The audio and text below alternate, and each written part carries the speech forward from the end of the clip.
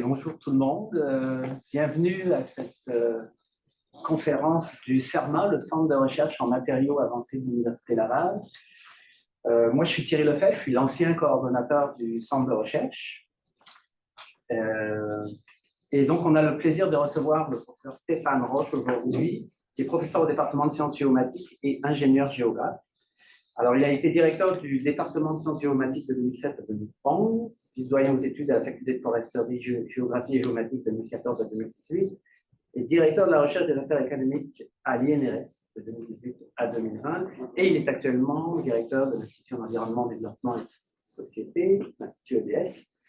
Et ses travaux de recherche portent sur la complexité des modes d'organisation spatiale des sociétés humaines et sur les enjeux soulevés par la transition numérique dans les écosystèmes urbains. Il anime actuellement URBI-GES, un projet de recherche visant la conception et le développement d'une plateforme d'intelligence urbaine pour le suivi des émissions de gaz à effet de serre communautaires dans les villes et les municipalités canadiennes. Alors, on n'a pas eu la chance de recevoir le docteur Stéphane Roche lors de notre école d'été, mais il a gentiment offert de reprendre sa présentation aujourd'hui et on le remercie vivement.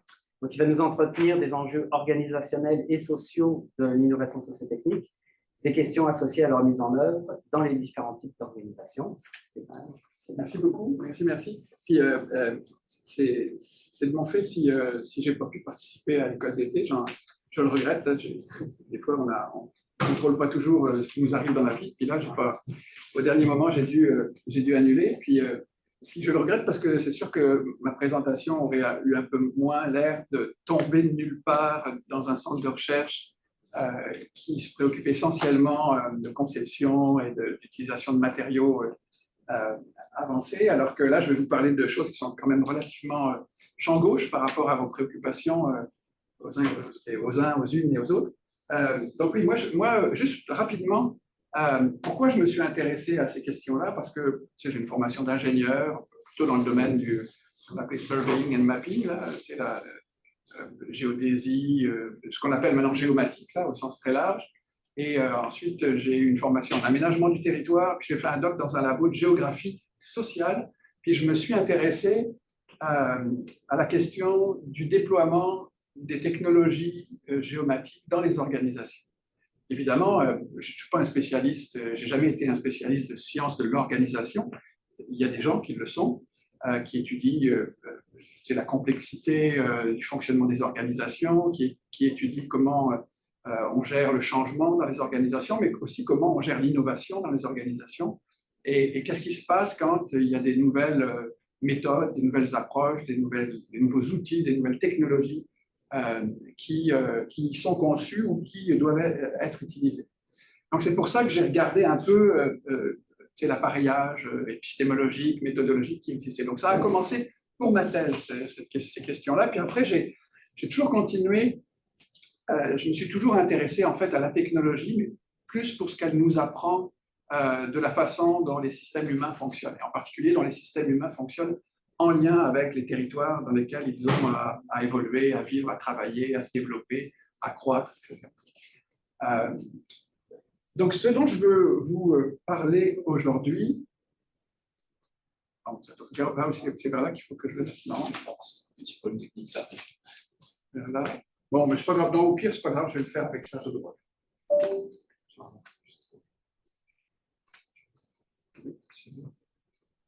Ah non, de toute façon, ça ne marche même pas parce que peut-être que je ne suis pas sur la. C'est des problèmes socio-techniques. Oui, bien sûr.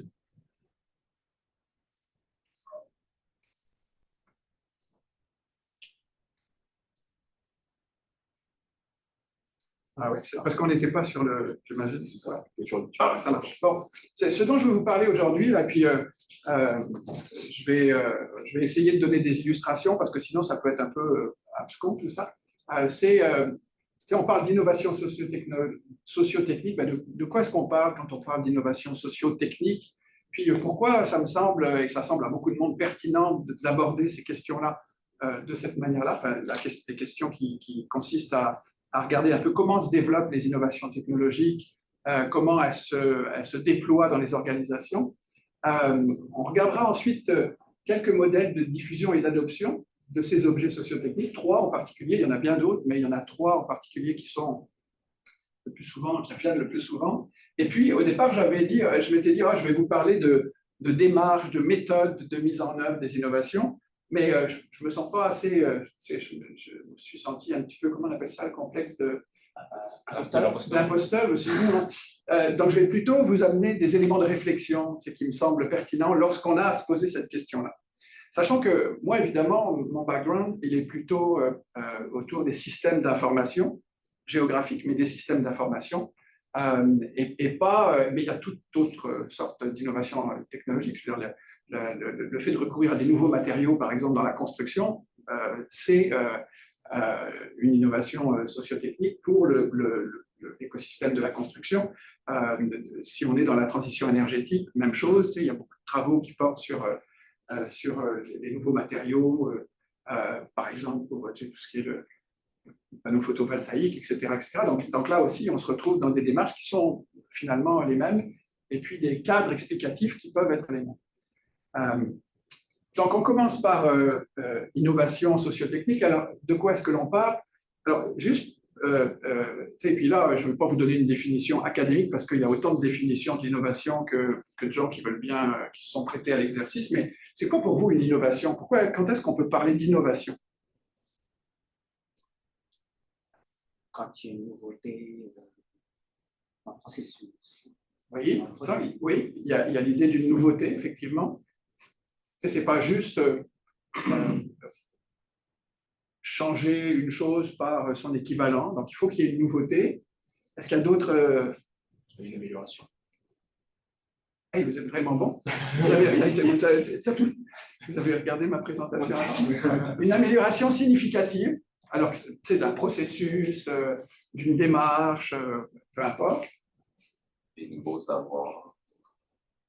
En fait, apporter, oui, à un produit, un service, un processus, un savoir, un modèle économique, une politique. Puis j'ai vraiment essayé de... Parce que souvent, pendant longtemps, quand on parlait d'innovation, surtout à l'université, on imaginait une technologie, un brevet, etc. Mais on parle beaucoup d'innovation sociale aussi aujourd'hui. Puis l'innovation, elle peut se produire dans... pas seulement lorsqu'il y a création, par exemple, d'un nouveau produit ou d'un nouveau service, mais également sur la question, par exemple, des politiques publiques ou ce genre de choses. Alors, il y a aussi l'idée que ça doit créer de la valeur. Alors, pas forcément de la valeur économique, évidemment, si on est dans le domaine économique, oui, mais ça peut être de la valeur sociale, ça peut être de la valeur, effectivement, en termes de services publics, etc., etc. Et puis, en général, c'est que ça répond à un besoin, parce que sinon, ça ne crée pas beaucoup de valeur si jamais personne s'en saisit et que finalement, ça change la vie de personne. Alors, c'est une approche, c'est un genre de définition vraiment très, très pratico-pratique, mais ça mérite, si vous voulez, de reprendre un peu les éléments essentiels. Donc, répond à un besoin ou à une opportunité, effectivement. Parce que bien souvent, les innovations naissent, vous savez, d'erreurs ou de pistes qui ont pas donné les résultats attendus, mais finalement, qui ont créé une opportunité à un moment donné. Je suis sûr que dans le domaine des matériaux, ça a dû arriver assez souvent qu'on cherche à développer un matériau avec certaines caractéristiques. Finalement, ça ne marche pas, puis on se rend compte qu'on découvre soit une opportunité d'utilisation dans un domaine qu'on n'avait pas du tout envisagé, qui vient révolutionner la manière d'envisager ce domaine-là, soit que les nouvelles caractéristiques font qu'on a affaire à un matériau qui pourrait avoir d'autres intérêts que celui qu'on imaginait au départ. Alors, ça me semblait intéressant aussi, juste pour préciser que l'innovation, évidemment, alors impact sur le marché, mais on pourrait très bien imaginer impact sur la société, faible, élevé. Alors, juste pour rappeler qu'il y a différents types ou régimes d'innovation. Alors, il y a ce qu'on pourrait appeler l'innovation de soutien, c'est une amélioration significative sur un produit, une politique, un service qui vise à maintenir la position, par exemple, sur un marché existant, typiquement. Donc là, on est sur un marché très compétitif, il y a beaucoup de compétition, et puis si on n'innove pas, le domaine du jeu vidéo, par exemple, qui va très, très, très, très, très, très vite, s'il n'y a pas de l'innovation dans, je ne suis pas un spécialiste de jeux vidéo, mais mes garçons, oui, mais dans les scénarios, dans le mouvement, etc., on va perdre des parts de marché, puis on va mourir. Donc, effectivement, l'impact peut être, en général, relativement faible, mais pour l'organisation, ça peut être une question de survie. Elle peut être incrémentale, c'est-à-dire qu'elle va améliorer progressivement et de façon continue des produits et des services. Il y a un exemple qui me vient en tête, on parlait de l'INRS tout à l'heure. À l'INRS, alors ils n'ont pas travaillé tout seuls, mais à l'Institut Urbanisation, Culture, Société, c'est un rapport qui avait été produit à l'époque par des chercheurs de l'INRS et de l'UQAM qui a posé les bases de ce qu'est aujourd'hui la politique des garderies à $7. D'accord ? Donc, c'est des idées qui sont nées dans ce rapport, dans ces recherches, dans ces travaux qui avaient été faits, mais ça a été mis en place de façon, et on peut considérer ça comme une innovation sociale qui a changé radicalement la vie d'énormément de familles, etc., etc. Donc, vous voyez, on est dans une... C'est pas arrivé d'un seul coup, ça a pris un peu de temps à s'installer, puis ça continue à évoluer, d'ailleurs, au rythme des besoins, etc. On peut avoir, alors là où on va avoir des impacts qui vont être très, très élevés, des innovations qu'on considère comme étant radicales, donc des progrès, par exemple, technologiques qui transforment les industries, qui souvent créent un nouveau marché. Si vous vous souvenez, au dernier colloque du CERMA, vous aviez invité Nicolas Merveille, qui était venu parler de technologie, oui, de rupture. Bon, une technologie de rupture, alors, on serait entre ces deux-là. C'est radical, c'est-à-dire qu'on est vraiment, on transforme de façon radicale une technologie ou une solution. Puis rupture, là, on est vraiment dans la rupture, comme il le disait, c'est-à-dire qu'il faut à la fois que ce soit une innovation sur le plan de l'objet ou de la technologie, puis il faut qu'en même temps, ça change radicalement les manières de faire. La rupture, ça se mesure à deux niveaux. C'est à la fois sur l'objet qui provoque la transformation, puis sur l'intensité de la transformation. Alors, on n'est pas toujours, évidemment, on peut innover, c'est pas non plus mutuellement exclusif, on est souvent quelquefois sur des continuums, mais voilà. Alors, ça nous amène sur un élément qui est intéressant, c'est que pour parler d'innovation socio-technique, il faut essayer de mieux comprendre, parce qu'on peut parler d'innovation, c'est purement technologique ou purement sociale, mais lorsqu'on s'intéresse à ce qu'on appelle les innovations socio-techniques, ça renvoie à une manière d'envisager les dynamiques organisationnelles qui s'est construite autour de réflexions de grands penseurs là, qui ont imaginé ce que pourrait être un système et ce que ça représente de parler d'un système socio-technique. Alors évidemment, un système socio-technique, c'est un système qui prend en compte à la fois les exigences, je suis fait dans le mauvais sens, mais qui prend à la fois les exigences de la technologie, donc relatives aux aspects matériels, à la technologie, au logiciel, au personnel, à tout ce qui fait un système d'information dans une organisation, mais ça le prend en compte tout en appliquant également une compréhension assez fine des dynamiques sociales, des dynamiques organisationnelles, donc des normes, du rôle, des droits, des perceptions, etc., des acteurs qui évoluent autour de ça. Puis, effectivement, c'est ça qu'on appelle un système socio-technique, c'est ce qui est à l'intersection. Et là, ça rompt un peu avec des approches, on va y revenir, mais qui étaient des approches purement orientées technologie ou purement orientées produits, qui pendant très longtemps, je dirais jusqu'au milieu du XXe siècle, ont prédominé dans les organisations, où au fond, on se disait, la technologie change la société. On déploie des innovations pour changer la société. Et donc, il y avait comme une... Et là, on se disait, la technologie, elle peut être positive, et en général, on l'a considérée comme étant positive, ou elle peut avoir des effets négatifs. Mais on ne se posait pas trop la question dans l'autre direction.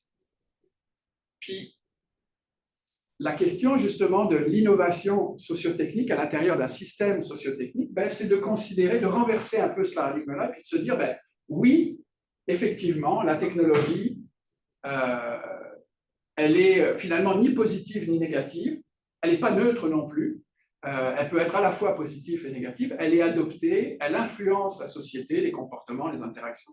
Mais c'est bien ces dynamiques-là qui façonnent la technologie, elle n'émerge pas de nulle part, et donc elle est toujours porteuse d'une certaine manière des valeurs, alors, qui peuvent être des valeurs explicites, mais qui peuvent être aussi complètement implicites, liées à des biais, etc. Et en fait, innover de façon sociotechnique, c'est un peu essayer d'optimiser ce couple-là, de façon à ce qu'à la fois, on développe des solutions technologiques, des objets techniques, des méthodes, des politiques qui répondent aux besoins, qui améliorent ce pourquoi ils sont conçus, mais qui, en même temps, s'inscrivent de façon explicite dans les dynamiques qui les portent. Donc ça, c'est un élément vraiment important parce que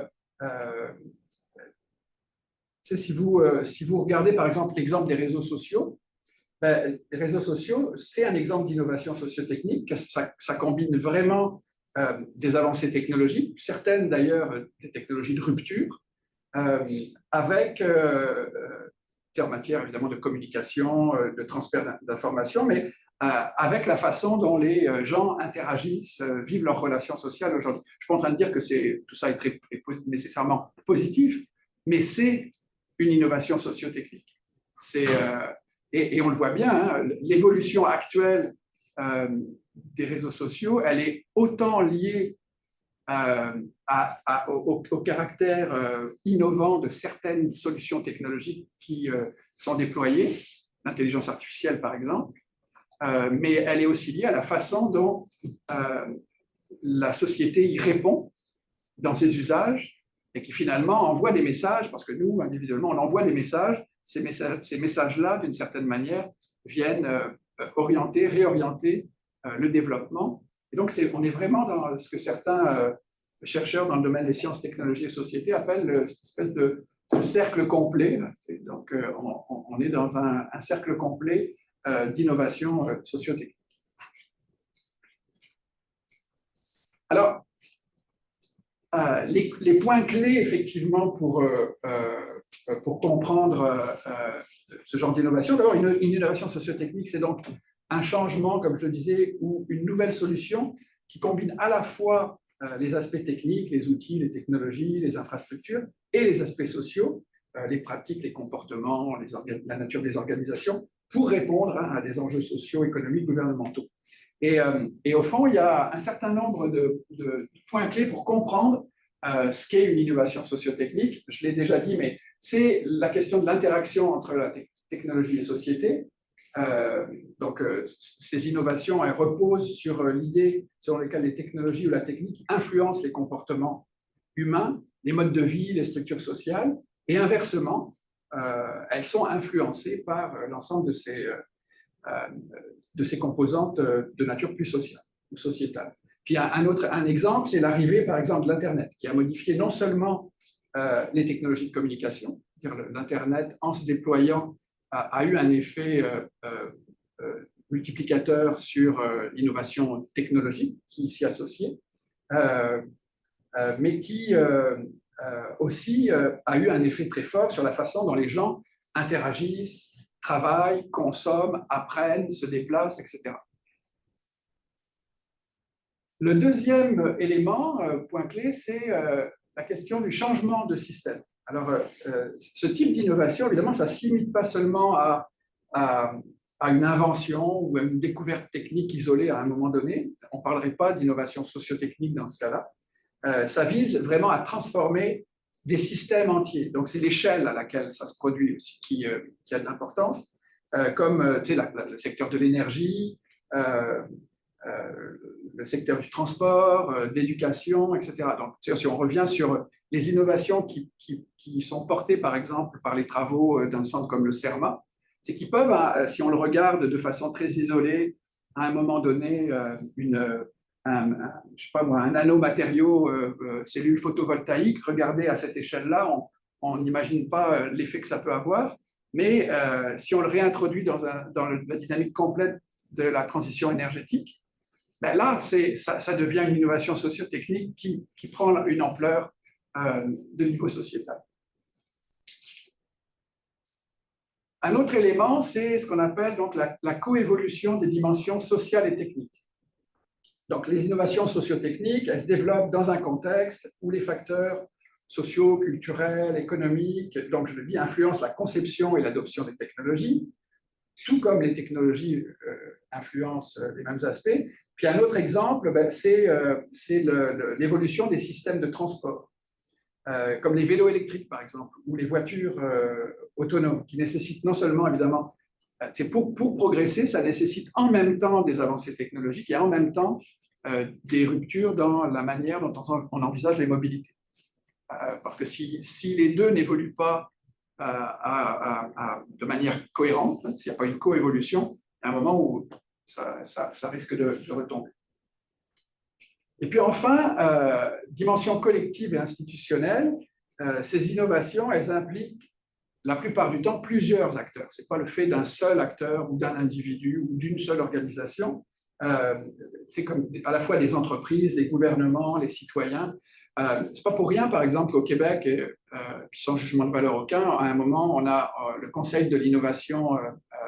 Il y a eu une volonté de nommer un innovateur en chef, Luc Sirois, que vous connaissez sans doute, de créer un Conseil de l'innovation pour agir un peu comme un catalyseur de cet écosystème d'innovation socio-technique pour s'organiser et faire en sorte justement que, par exemple, une innovation technique, un artefact, un objet qui est créé dans un labo à un moment donné, puisse être transformé en innovation socio-technique de façon à venir appuyer le déploiement d'un certain nombre d'entreprises, d'un secteur, etc. Ça amène à un élément qui est vraiment important, c'est la notion d'usage. Et puis on verra tout à l'heure qu'un des modes de diffusion, enfin des déploiements des innovations, s'appuie beaucoup sur les travaux de chercheurs qu'on appelle des sociologues de l'usage ou la sociologie des usages.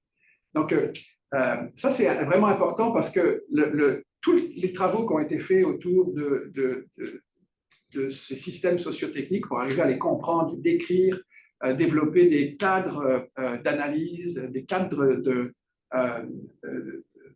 théoriques et conceptuels, c'est appuyé sur un élément important, c'est ce qu'on appelle c'est le passage de la technique à la quotidienneté sociale, c'est-à-dire de comment on passe d'un outil ou d'une solution technologique au déploiement de son usage et comment, par des processus plus ou moins complexes d'appropriation, ça devient, je ne sais pas comment expliquer ça, ça s'impose comme une composante du quotidien. Les téléphones cellulaires en sont un bon exemple là, mais c'est devenu un prolongement. On se déplace tous avec le téléphone. Si on ne sait plus où on a mis notre téléphone, on est stressé, etc. etc. Pourtant, ce n'est pas nécessairement que, si on l'analyse de façon très objective, on pourrait tout à fait s'en passer régulièrement. Mais ne pas l'avoir, c'est comme, ça s'est imposé comme une composante de notre quotidien. Et s'il n'est pas là, ce quotidien-là est comme déséquilibré. Donc, je l'explique avec mes mots, mais c'est vraiment ça. Et donc, c'est cette idée-là de la fin du déterminisme technologique ou du technosolutionnisme vers l'idée que ces objets, pour être compris, doivent être appréhendés à différents niveaux. Vous savez ce que c'est que le déterminisme techno ou le technosolutionnisme? C'était l'idée que c'était une approche très positiviste qui considérait que la technologie est bonne ou mauvaise, on va dire, mais si on s'y prend bien, si on met les bons ingénieurs, les bonnes méthodes de déploiement, alors elle va être forcément positive et alors elle va produire des effets positifs, puis surtout elle va produire les effets qu'on a pensé qu'elle allait produire. C'est parce que le fait d'utiliser une bonne méthode de déploiement d'un système d'information dans une organisation, ça nous assure que la technologie va améliorer la vie du monde, par exemple. Bon, là, on en est revenu, là, on s'est rendu compte que ce n'est pas aussi simple que ça, et qu'effectivement, le fait qu'elle soit ni positive ni négative, certainement pas neutre, ça ouvre la porte à tout ce qu'on connaît aujourd'hui en termes d'interprétation. C'est-à-dire que effectivement, selon la réponse sociale à une innovation, selon comment une communauté s'en saisit ou ne s'en saisit pas, on a des effets qui sont pas nécessairement positifs, on va dire. Donc, fin du déterminisme technologique, alors pas toujours dans toutes les organisations et dans les entreprises, hein, et de ce qu'on appelle le technosolutionnisme, c'est-à-dire l'idée qu'il y a nécessairement une solution technologique à tous les problèmes et que si on déploie la bombe, on va régler le problème. Malheureusement, là, vous savez tous que ça ne se passe pas, et que ça se passe pas nécessairement comme ça. Alors, 3 niveaux nécessaires pour, j'allais dire, comprendre cette question d'usage des objets sociotechniques ou des usages sociaux, c'est l'objet qui peut être vu comme un outil. Et puis, dans cette approche-là, effectivement, la conception de l'usage, elle est alignée sur la question de... Ah non, c'est juste que ça. Là, c'est ma clé USB qui vient de s'ouvrir. Je ne sais pas pourquoi. Donc, ça renvoie à l'utilisation, à une vision de l'utilisation plus ou moins fonctionnelle. Donc, on a des objets, des outils, pardon, qui doivent fournir un certain nombre de fonctions.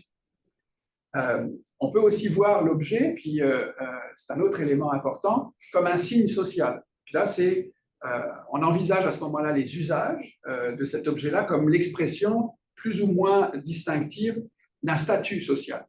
Le téléphone est aussi un élément. L'automobile, puis il y a énormément de... On pourrait en donner beaucoup d'autres exemples. Et donc, si on j'allais dire, on oblitère cet élément-là, on peut ne pas comprendre du tout certaines réactions, certains modes d'adoption, pensant que, mon Dieu, on a bien généré une solution extraordinaire, pourquoi les gens réagissent de cette manière-là ou de cette autre manière. Et puis, on a l'idée que l'objet peut aussi être considéré comme un dispositif, puis là, ça renvoie à cette question de l'usage comme un assujettissement plus ou moins accentué à des normes sociales. Donc, un dispositif qui permet de s'ajuster plus ou moins directement à des normes. Il y a un exemple qui est intéressant et puis qui va nous permettre d'introduire ce qu'on appelle la construction sociale des systèmes technologiques. Alors en anglais, ils appellent ça SCOT. Puis qui a émergé, je dirais, dans les années 80 et qui a été théorisé par ces deux chercheurs. Oui, non, en tout cas par celui-ci, Bishker, je ne sais pas comment on le prononce, et Pilch. Et donc, si vous regardez sur Internet, vous allez trouver beaucoup de littérature qui a été produite par ces deux chercheurs. Et ce qui est très intéressant, c'est que c'est ceux qui ont vraiment, j'allais dire, développé un cadre opérationnel de cette approche-là. C'est qui a permis ensuite de déployer, même dans le domaine, par exemple, de l'analyse organisationnelle, des consultants en gestion, en management, etc. Donc, c'était plutôt des théoriciens de l'organisation, mais qui sont venus nourrir toute une famille de consultants qui avaient des approches souvent technosolutionnistes et qui ont, à partir de là, changé un peu leur perspective.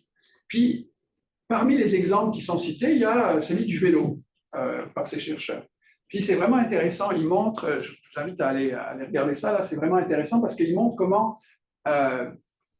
pour passer d'un type de vélo, donc on part, vous voyez, de 1818 jusqu'à les années 70 où le vélo de montagne est apparu, comment c'est à la fois, évidemment, c'est vraiment une coévolution entre des capacités techniques qui évoluaient et en même temps l'idée des usages qu'on pouvait se faire de ce vélo-là, qui au début, évidemment, n'était pas nécessairement pensé comme un moyen de transport quotidien, mais qui petit à petit l'est devenu pour devenir un loisir, etc., etc. C'est à la fois un support, un sport, de la compétition, etc. Donc, c'est vraiment très intéressant de voir comment, à travers leurs analyses, ils montrent que finalement, ce n'est pas le vélo qui a impacté la société seulement, mais c'est aussi la réponse sociale à cet objet-là nouveau qui a fait que le vélo est devenu ce qu'il est devenu. Alors, la construction sociale de la technologie, qu'est-ce que c'est? Ça vient des principes de ce qu'on appelle le constructivisme social. Puis là, je ne vais pas rentrer dans toutes les définitions parce que là, on n'en finirait plus. Puis en plus, je ne suis pas le spécialiste de ce domaine-là, mais et de la sociologie, de la connaissance scientifique. Puis, qu'est-ce que ça fait? Ça considère le développement de la techno comme un processus ou un discours interactif, on le disait, entre la technologie ou les ingénieurs et les groupes sociaux concernés. Donc, c'est la technologie et les humains. Ça a été introduit, donc, je vous le disais, dans les années 80 par ces deux, j'ai oublié, vous voyez, comme il a travaillé sur le vélo, je l'ai appelé biker, mais il y a un J. C'est comme que des fois, donc, qui présente une théorie, qui expose un argumentaire pour la soutenir et qui ont identifié les mécanismes par lesquels l'eau sociale et le technique interagissent. Et évidemment, après, des méthodes qui se développent pour dire, si on veut favoriser l'innovation sociotechnique, comment on peut s'y prendre pour activer des bons leviers, en restant cependant assez modeste, parce que on sait qu'entre ce qu'on souhaite voir se produire et puis ce qui va se produire, il peut y avoir des différences.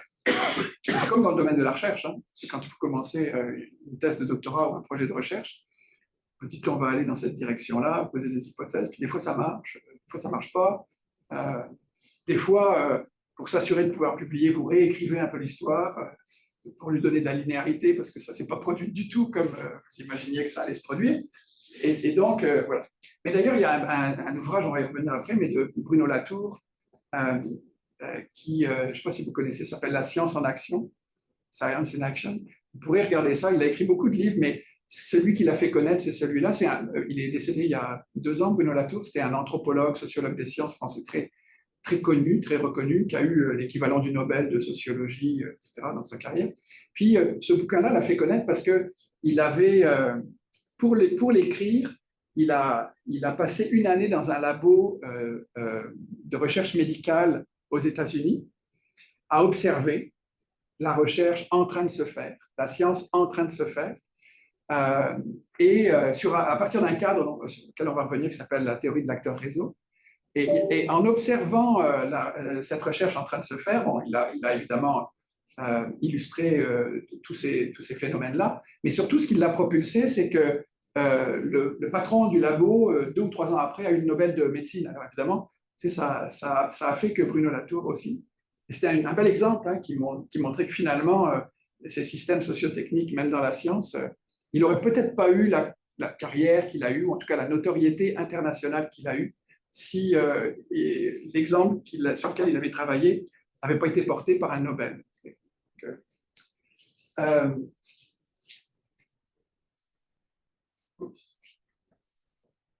Bon, ça ne marche plus.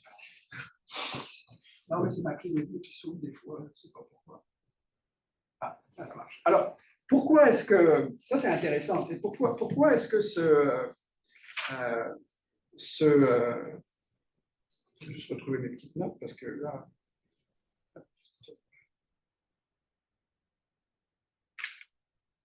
Excusez-moi. Bon.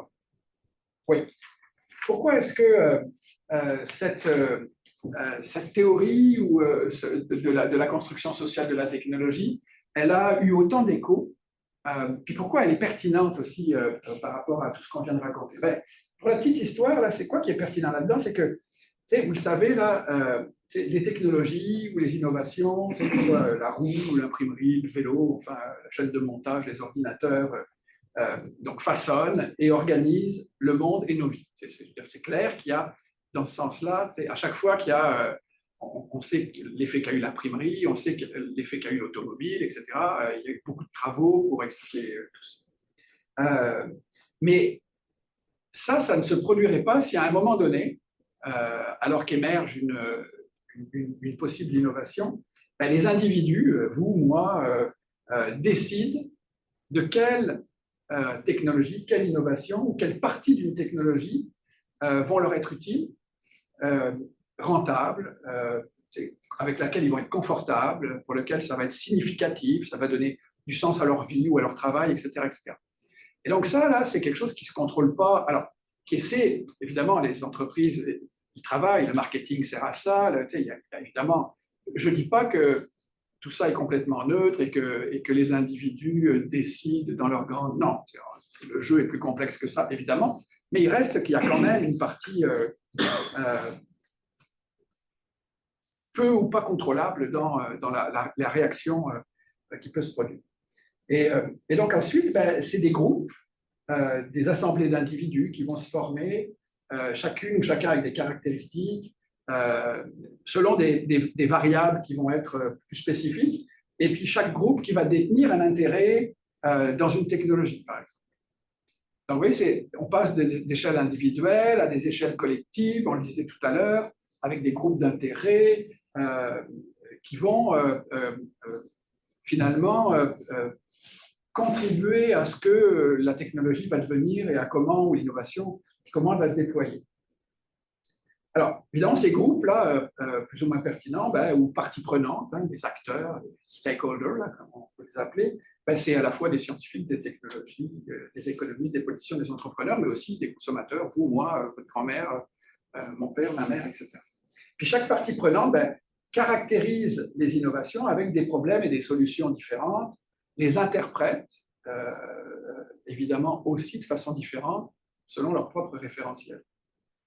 Alors, pour certains, une innovation, ça peut être une solution, mais ça peut aussi générer des enjeux, des problèmes, un bug, et s'il n'est pas résolu, l'innovation va éventuellement échouer pour certains, pour certaines, pas pour d'autres. Et c'est en résolvant finalement de façon un peu itérative ces problèmes, en acceptant les transformations, l'innovation, etc., que les groupes, c'est par les différents groupes, que le social façonne la technique. D'accord ? Parce que c'est vraiment de ça dont il s'agit. D'où cette idée de socio-technique. Donc c'est vraiment, puis là c'est très très caricatural ce que je vous raconte, mais imaginez qu'effectivement, entre ce à quoi peut penser une équipe de chercheurs ou de concepteurs en R&D, et puis ensuite, lorsqu'on le déploie, ce qui se passe, ce qui se produit, considérer que la technologie va faire absolument ce qu'on imaginait qu'elle va faire, c'est soit faire preuve de beaucoup de naïveté, soit faire preuve d'un ego surdimensionné en considérant qu'on contrôle tout. Un peu comme Elon Musk. Alors,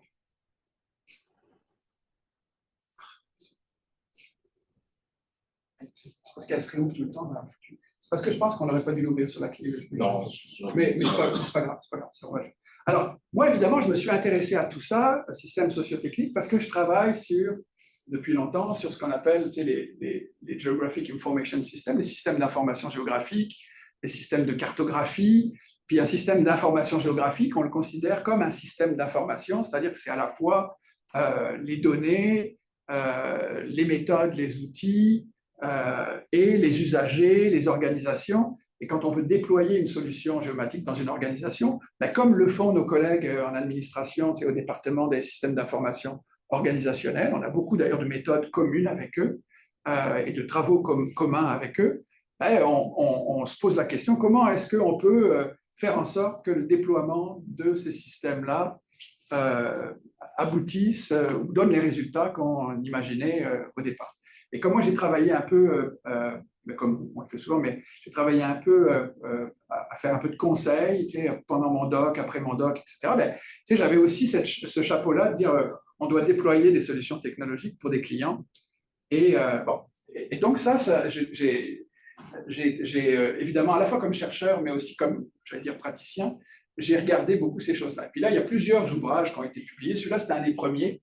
C'était le premier en fait à rompre dans notre domaine avec le technodéterminisme, où pendant longtemps, effectivement, les spécialistes disaient un système d'information géographique, on met ça en place comme un outil d'aide à la décision et ça va permettre d'optimiser la gestion du territoire, d'améliorer de façon significative la façon dont on le gère, de prendre des bonnes décisions, des décisions éclairées, etc. etc. Puis c'était l'espèce de discours que véhiculaient les consultants, évidemment les entreprises qui concevaient les systèmes, mais et puis là, il y a des chercheurs qui ont commencé à se dire ça ne se passe pas toujours comme ça, puis surtout à regarder un peu plus en profondeur, y compris sur le plan, on va dire, ontologique, épistémologique, sur quoi étaient fondés les modèles sur lesquels s'appuient ces systèmes-là, et en particulier sur quel modèle de compréhension du territoire et de nos relations.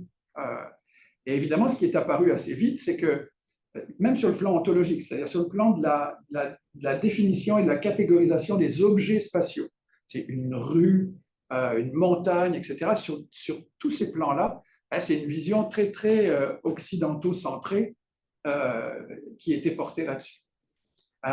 Et donc, quand ces systèmes, il y a des projets qui ont commencé à vouloir les introduire dans d'autres formes de culture, là, il y avait comme des freins, des choses qui marchaient moins bien, etc. Puis, on s'est dit, ben, pourquoi? Puis là, je ne sais pas si vous vous souvenez de ça, mais dans les années 80-90, il y avait deux consultants américains en particulier qui, eux, ont trouvé l'explication magique, c'est la résistance au changement.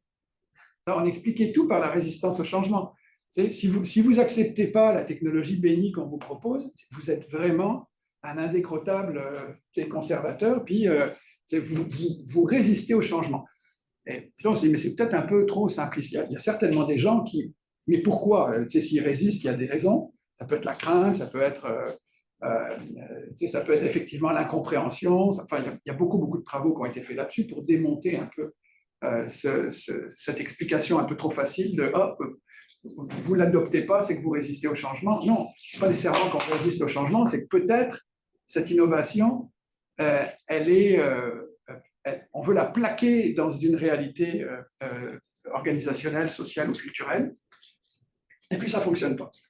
Et donc là, il y a des travaux qui ont été faits. Là, Nick Rissman, il est retraité maintenant, mais il a été prof ici chez nous pendant un certain nombre d'années. Il dirigeait un réseau de centres d'excellence qui s'appelait GEOI.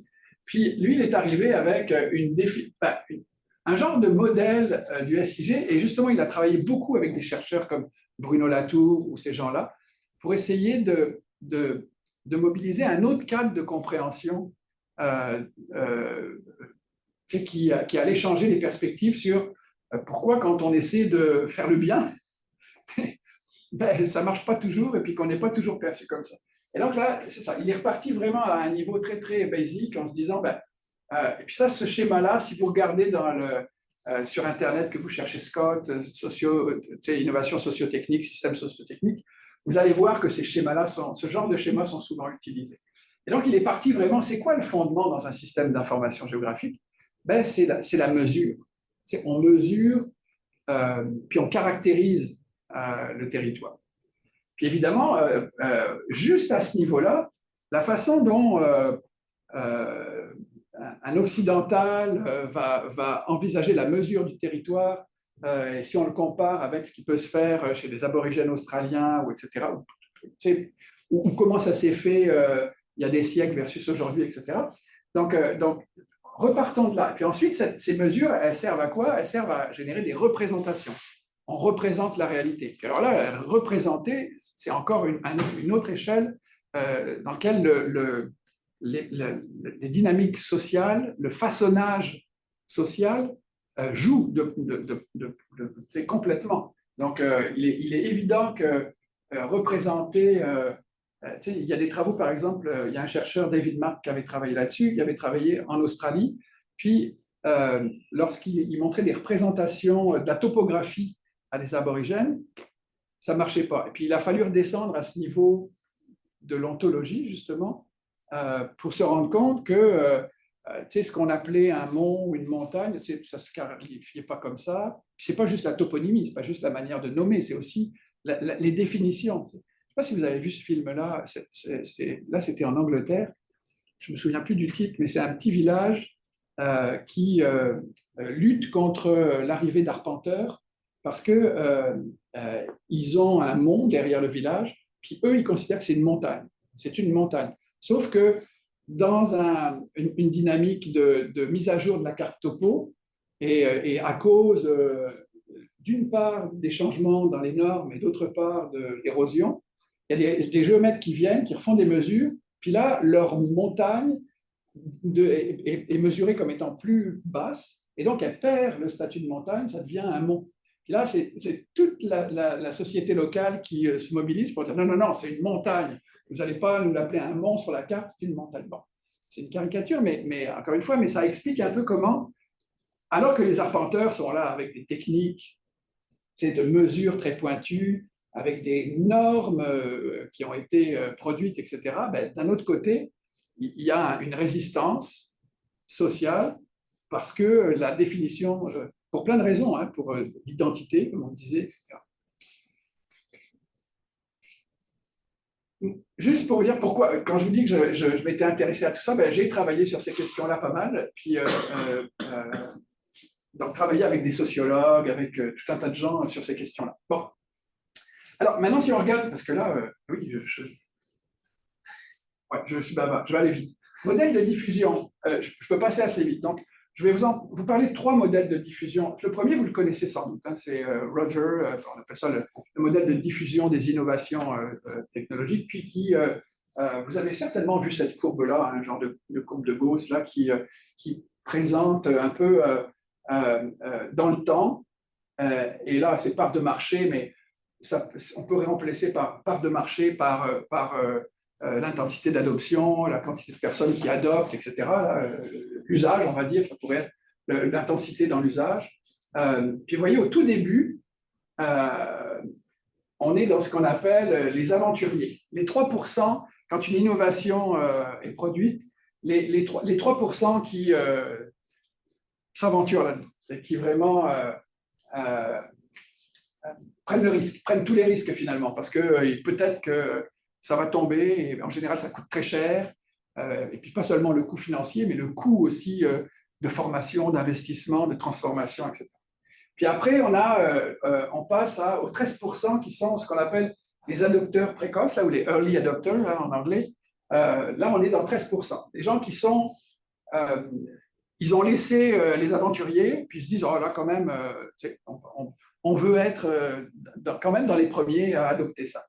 Puis c'est là où il y a ce qu'on appelle une espèce de gouffre, parce que c'est là où, grosso modo, ça passe ou ça casse. C'est-à-dire que, dans toute la petite histoire que je vous racontais, où les groupes se forment et où ça façonne, etc., ben peut-être que là, il va y avoir du bug, puis que l'innovation va décevoir, et qu'au fond, elle n'ira jamais plus loin.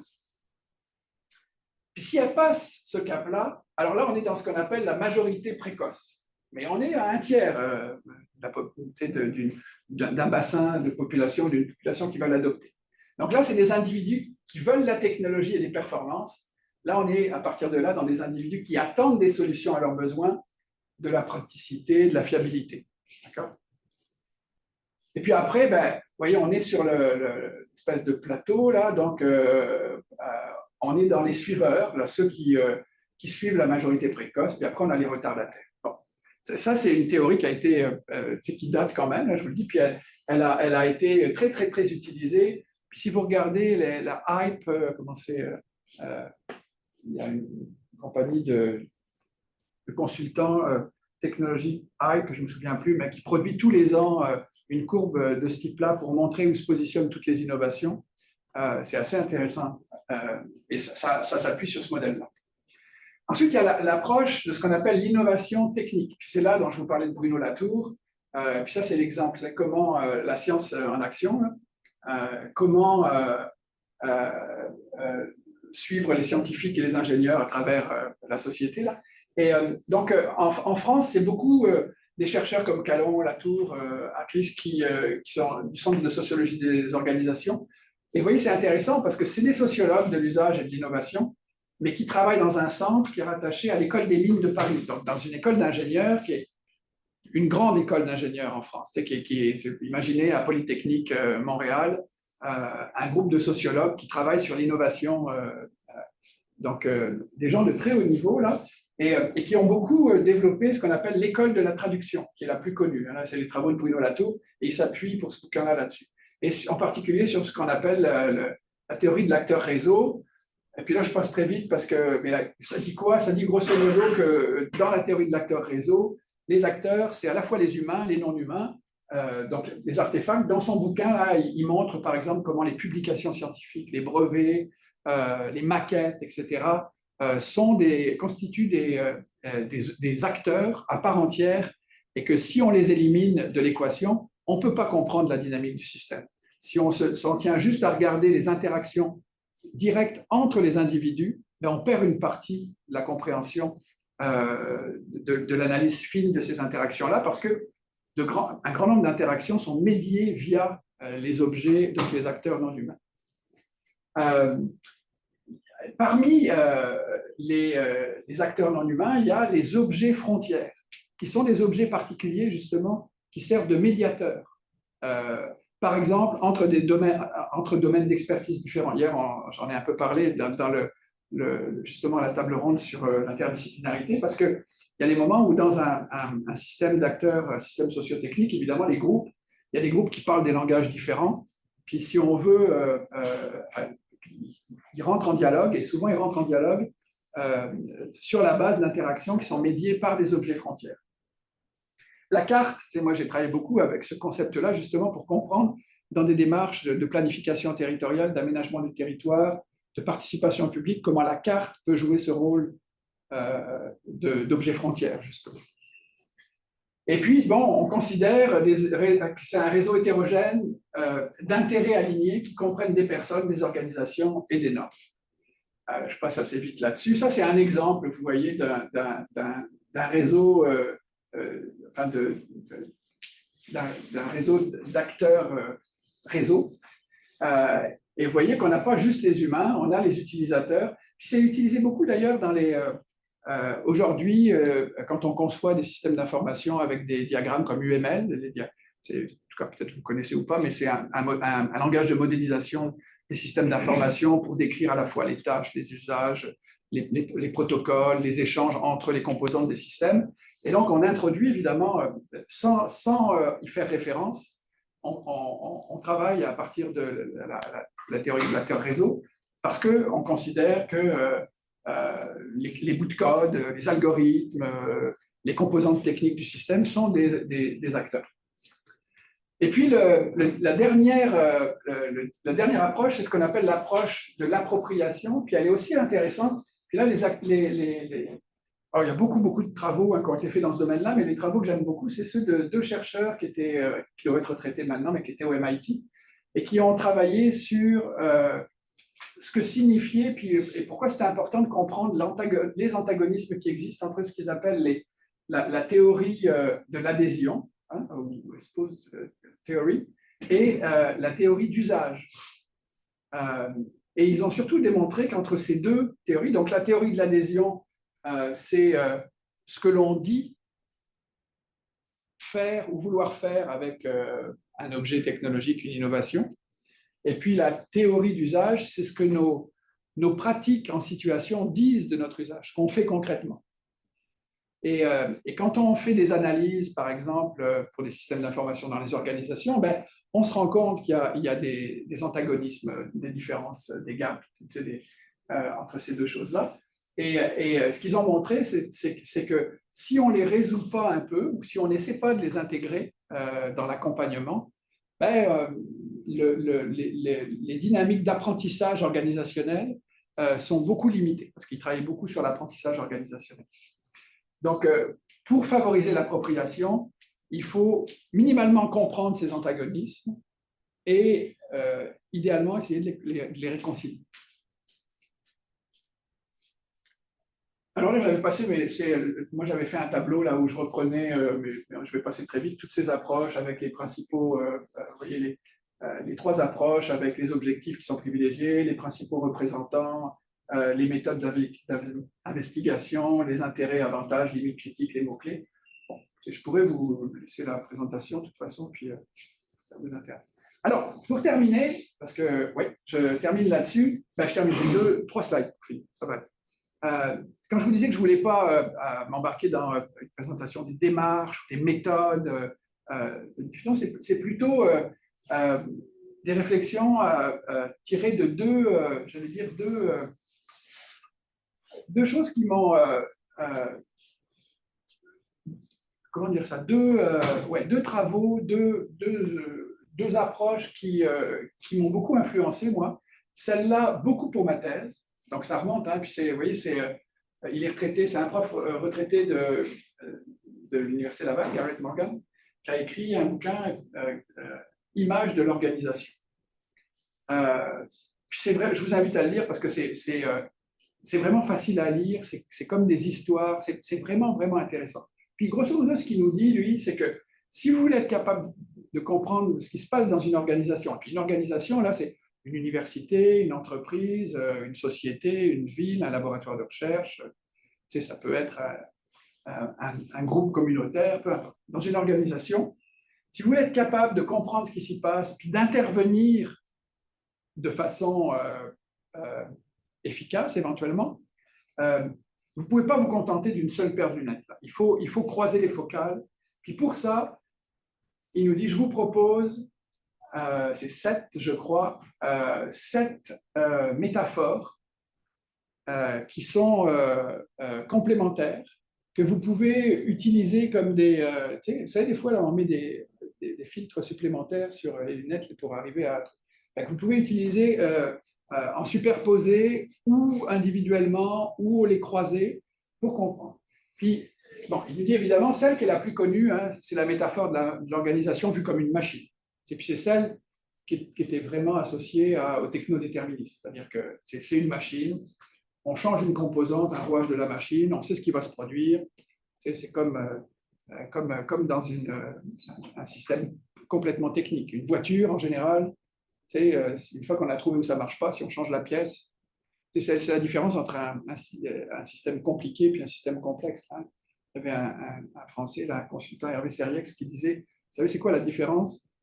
La différence entre un système complexe et compliqué, par exemple, un système compliqué, c'est un Boeing, un avion. C'est très, très compliqué. Mais si vous développez l'expertise, si vous avez toute l'expertise, vous allez être capable de savoir ce qui va se passer si vous appuyez à tel endroit ou s'il y a un dysfonctionnement à tel autre, etc. Vous pouvez le modéliser. Puis un système complexe, alors que je vous laisse avec, c'est pas moi, c'est lui qui... c'est un plat de spaghettis, par exemple. Un plat de spaghettis, là, c'est pas facile d'anticiper le mouvement du système si vous tirez sur un spaghetti. Vous savez.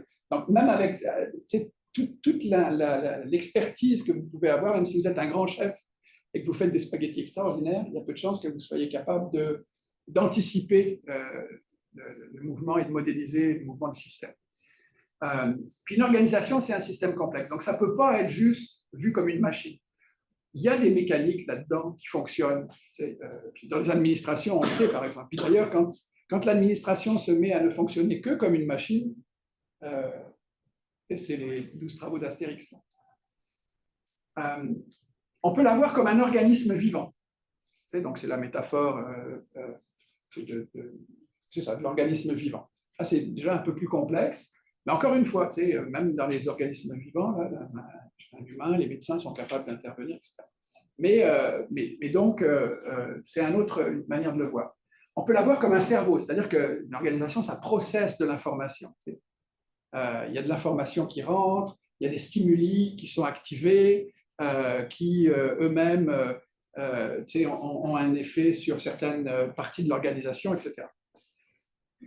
On peut l'avoir comme un système politique, c'est aussi un système politique, c'est-à-dire avec des modes de gouvernance, avec des relations de pouvoir, des relations d'autorité.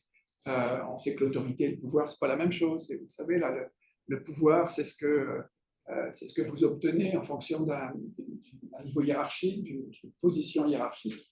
L'autorité, elle peut être complètement fonctionnelle. C'est en fonction éventuellement de votre expertise.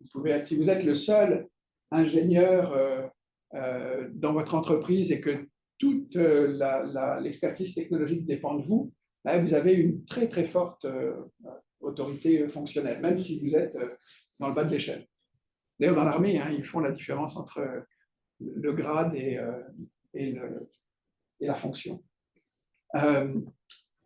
On peut le voir, alors celle-là, je l'aime beaucoup, là, une prison du psychisme.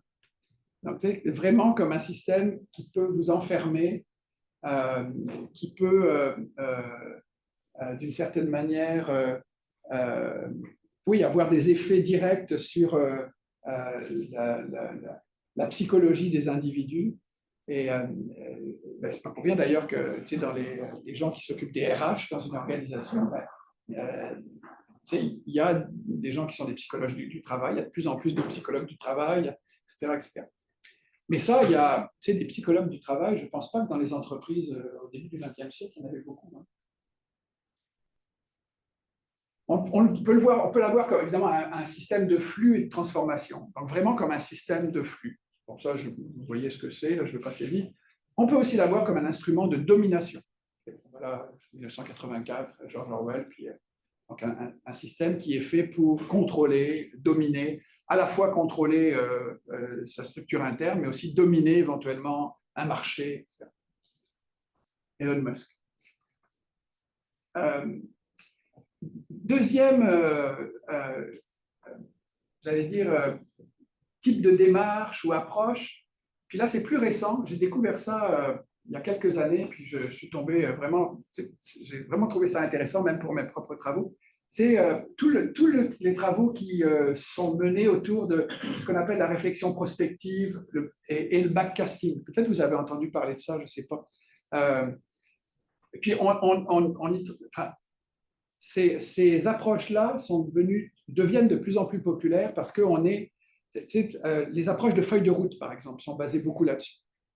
Puis lorsqu'on réfléchit à ces questions de feuilles de route, puis beaucoup parce qu'on est dans une époque où on a besoin de penser à des stratégies d'adaptation liées en particulier à toutes les grandes transitions, le changement climatique, etc. Et donc, c'est quoi? Le backcasting, c'est une méthode de planification qui commence par définir un avenir souhaitable. On se dit, d'ici à 2030 ou 2050, comment on voudrait, comment on voit notre organisation, qu'est-ce qu'on souhaite en termes d'usage de la technologie, etc., etc. Et puis, ensuite, on travaille à rebours pour identifier des politiques et des programmes et éventuellement des innovations qui relieront cet avenir au présent, à notre présent, qui lui, qu'on peut lui caractériser. Et donc, plutôt que de se dire on est là, et puis on a cet objectif, puis qu'est-ce qu'on fait pour y aller? En fait, on fait le backcasting, c'est vraiment inverse. C'est-à-dire qu'on se fixe effectivement un avenir souhaitable, des objectifs, puis à rebours, on se dit, c'est un peu comme on ferait de la rétro-ingénierie, on regarde ça. Alors, il y a des outils là-dessus, c'est le diagnostic et les scénarios prospectifs, par exemple. Le design fiction que j'ai découvert, qui est vraiment intéressant, qui est une approche du design qui est basée vraiment sur le mix entre une approche de design plus classique, y compris de conception en ingénierie, et la fiction. Et donc, en partant du principe, on va se dire, par exemple, qu'est-ce qui se passerait si? Et en invitant, par exemple, des groupes d'acteurs avec lesquels on travaille, à se projeter dans, par exemple, un futur souhaitable ou une situation fictionnelle, mais en gardant un pied dans la réalité. Ce n'est pas de la science-fiction, on n'est pas complètement déconnecté de la réalité, on reste dans le présent aussi. Mais donc ça, c'est des méthodes que je trouve vraiment intéressantes. Puis, ça fait un petit bruit, c'est Casseremo. C'est ça, exactement. Puis il n'y a plus que... Bon. Donc, vous voyez, ça, c'est ce genre d'exemple-là. On a l'état actuel, une baseline, et puis on voit un peu là où on veut aller. Puis, à partir de là, on fait des sauts, on revient. Puis, évidemment, à chaque fois, en se posant les questions de ça prendrait quoi comme politique, comme technologie, qu'est-ce qu'on aurait besoin. Et donc, c'est vraiment on commence avec la fin en tête. Ensuite, on fait du retour pour revenir vers une vision du présent en revenant étape par étape. Un exemple que vous pourrez aller voir, qui est vraiment intéressant, ça s'appelle Chemin de transition, je vous ai mis le lien. C'est une initiative qui a été développée par des collègues à l'Université de Montréal, à la faculté d'aménagement, donc des gens en aménagement et en design.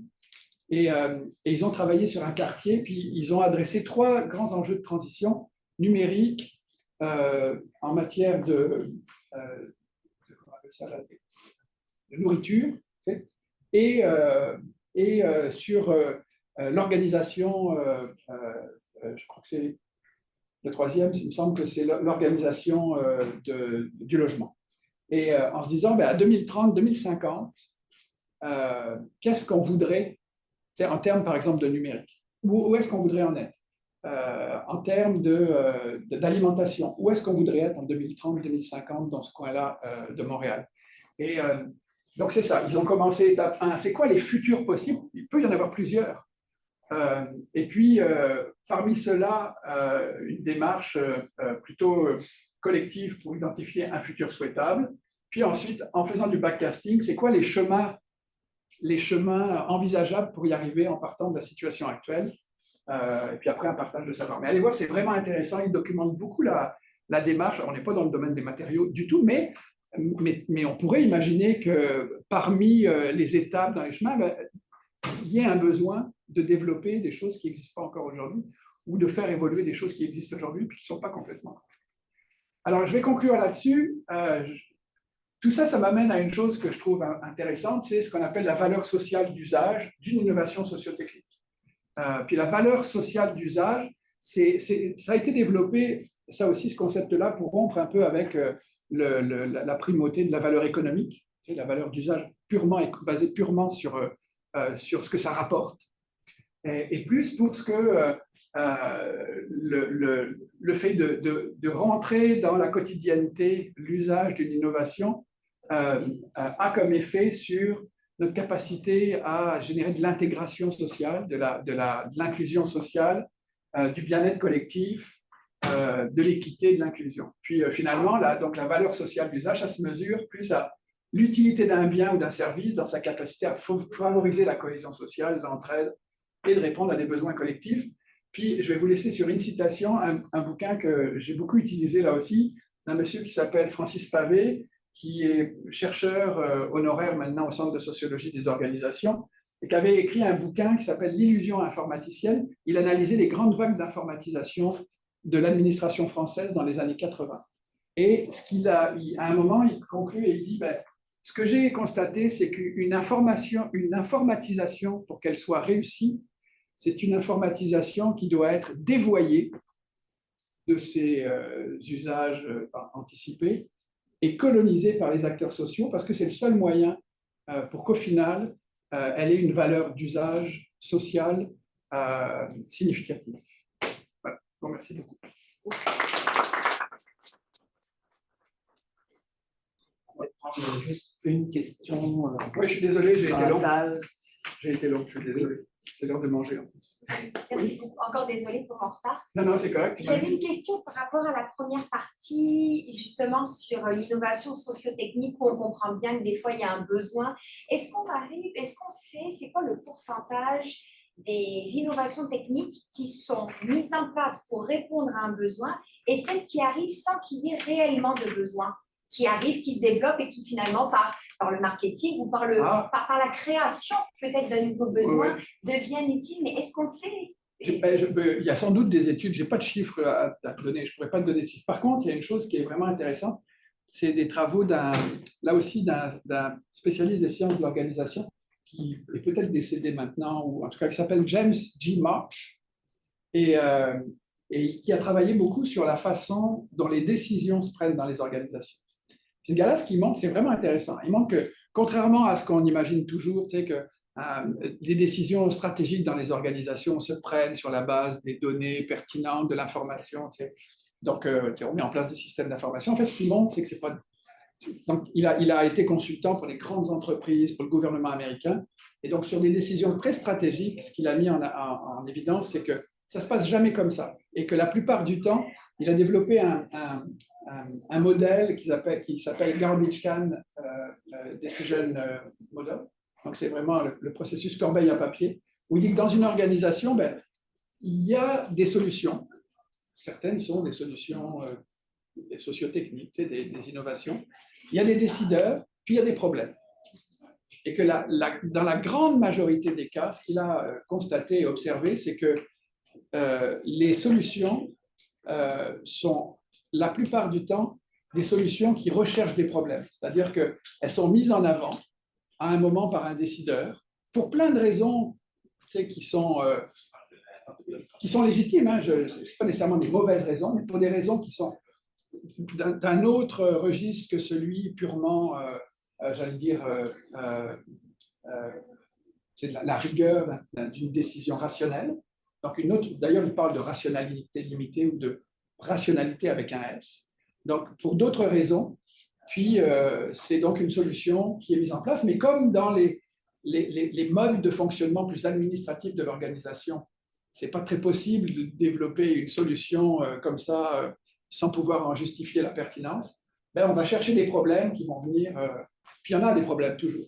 Puis moi, j'ai un collègue qui est prof à Sherbrooke, là, qui a fait sa thèse à peu près en même temps que moi sur un sujet, dans le domaine géomatique aussi.